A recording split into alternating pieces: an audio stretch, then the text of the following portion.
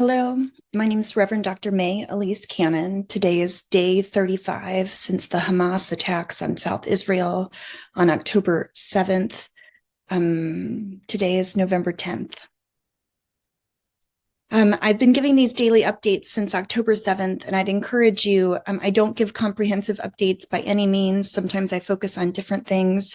So if you'd like to look at Churches for Middle East Peace, we've had several statements condemning the attacks of Hamas, condemning the disproportionate effects on civilians in Gaza. So I'd encourage you to look at past videos, look at our statements. Here's an update from today. One of the things that's been the most in the news, and I think the least accurately reported, is about humanitarian pauses. It's been reported that there are pauses that have been 3 to 4 hours each day, that Netanyahu has agreed to this, and this is great progress. Really, this is just similar to what Israel has been doing the last several days already. These are pauses only in a very specific geographic region in North Gaza to allow the population that is left behind in North Gaza to evacuate to the south. These are not comprehensive humanitarian pauses in any way. And so I just wanted to clarify that a lot of the news is not reporting on those very accurately. Israel, this is a quote, hasn't committed to pausing airstrikes. Rather, they have agreed to avoid certain areas during these breaks. So maybe tiny steps in the right direction, but no significant humanitarian pauses. Today and yesterday, hospitals have been struck by bombing attacks from Israel. I received a video yesterday of a fire exploding at the Indonesian hospital in North Gaza.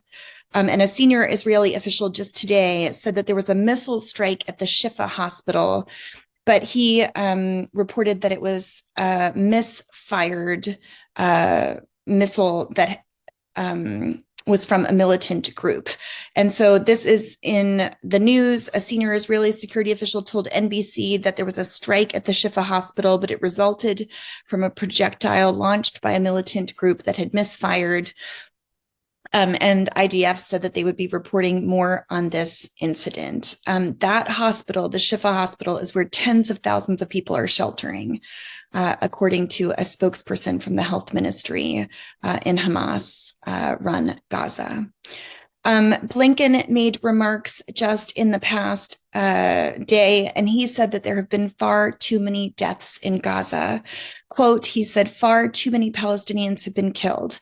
End quote, in Israel's conflict with Hamas. He went on to say, much more needs to be done to protect civilians and to make sure that humanitarian assistance reaches them. End quote. He is just ending a 9-day diplomatic tour of the Middle East and Asia.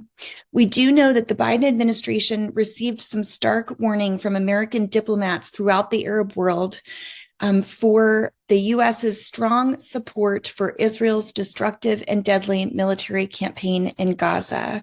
And here is a quote that the U.S. Is losing the Arab public's support for a generation, end quote. This is according to diplomatic cables that were obtained by CNN, or at least one cable. It underscores the profound concern from U.S. officials about growing anger against the United States that has erupted soon after Israel launched its operations against Hamas and following the attacks by Hamas on October 7th. We are losing badly on the messaging battle space, reads a Wednesday cable. A wide range of trusted and sober-minded contacts have reported.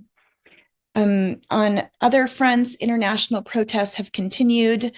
Outside of the State Department in Washington, D.C., pro-Palestinian protesters were arrested. They had a number of signs criticizing the U.S. policies in terms of the war between Israel and Hamas, signs that were calling on U.S. officials to quit their jobs. There have been protests in Israel.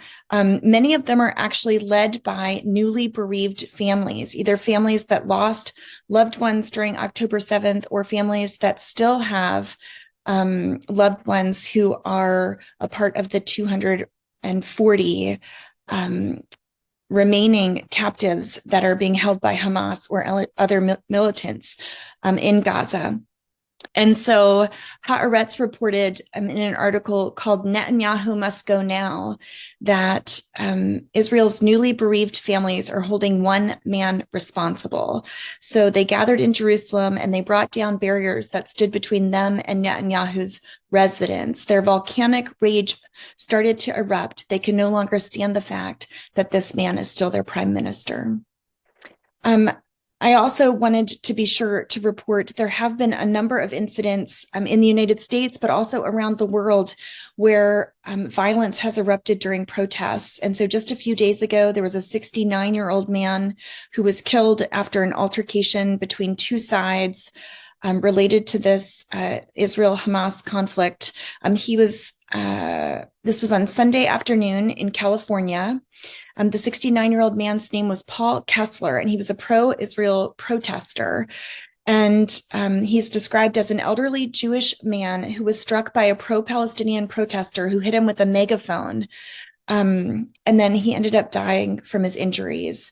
And so I know many people are taking to the streets and have very, very strong feelings about this issue. And I just would encourage you, regardless of if you're Christian or Jewish or Muslim, that we have so much work to do to stand against hatred and to stand against violence. And if we want to pursue a solution to this war, we have to do so through nonviolent means. So please stand up against anti-Semitism, stand up against Islamophobia.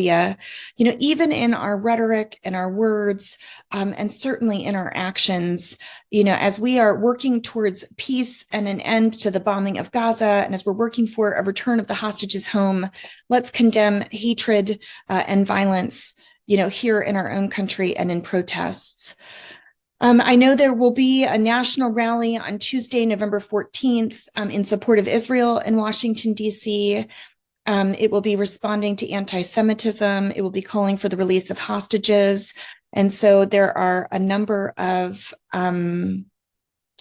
protests around the country that are in support of Palestine. But I know November 14th will be a pro-Israel rally in DC as well. I wanted to call attention to hundreds of journalists around the world signed a letter protesting the way that this war is being covered in the news. And so they signed an open letter condemning Israel's killing of reporters and urging integrity, particularly in the way that the West is covering the media of this war with Hamas. They said, we're writing to urge an end to violence against journalists in Gaza and to call on Western newsrooms to have a clear eye in coverage of atrocities against Palestinians. That was signed by journalists from the Washington Post, The Guardian, the Boston Globe, and Reuters, among other news agencies. I do know also we are calling on people to call your members of Congress. If you have not taken our action alert calling for a ceasefire, we're asking for three things: a ceasefire, an end to all violence against civilians. Number two, a return of hostages to their families. And there's a campaign that's called a 1 minute a day campaign calling on elected officials to support the immediate release of hostages. And so that's our second ask. And our third ask is for immediate and adequate humanitarian assistance into Gaza. I would remind people that many of the hostages are supporters of peace. So Vivian Silver is one of the women believed to be held, and she was the founder of a group called Women Wage Peace. I want to close today with the words of a group called Rabbis for Ceasefire. And this is a statement that they put out. They're rabbis and rabbinical students. They're speaking with one voice, and they said this: those of us grieving both Israeli and Palestinian loved ones this week know there is no military solution to our horror. We know that many Jews are feeling confused, afraid, despairing over the events of October 7th. Together with Jews in Israel, we're in deep grief about the 1,400 Israelis who were brutally killed by Hamas. We're terrified for the 230 or more Israeli hostages, adults, children, and infants who remain in captivity. However, the U.S. and Israeli governments are using our grief to justify genocidal violence directed against the people of Gaza. As we speak, over 10,000 Palestinians have been killed, including 4,200 children. According to Defense for Children International, the Israeli military is killing one child in Gaza every 15 minutes. Scores of people continue to be buried under the rubble, and there is no one to rescue them. Israel has cut off access to electricity, water, and medicine, and Gaza is on the verge of running out of fuel, threatening the lives of 2.2 million people. In the face of this terrifying violence, we say no. We lift up the Torah value of Chai Bachem, live by Torah. Torah should be a source of life, not death. As Jews, as rabbis, as human beings, we're pleading with our communities to rise through our despair and our grief to save lives. As Americans, we call on our leaders to stop supporting and enabling this nightmare. We call upon Americans to call their representatives and demand that they act immediately, for this is a tradition of Ayetz Hayim, a tree of life. Life, not death, are its fruits.